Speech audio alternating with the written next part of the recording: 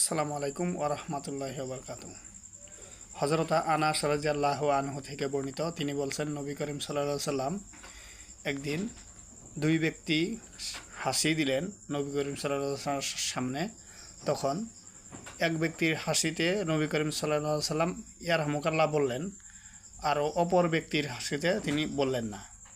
তারপর যার জবাব দিলেন না তিনি বললেন যে, ইয়া রাসূলুল্লাহ, আপনি তার হাসিতে জবাব দিলেন, আমার হাসিতে কেন জবাব দিলেন না? তখন নবী করিম সাল্লাল্লাহু আলাইহি সাল্লাম বললেন যে, তোমার হাসি করার পর তুমি আলহামদুলিল্লাহ বলোনি, তাই আমি তোমার জবাব দিলাম না।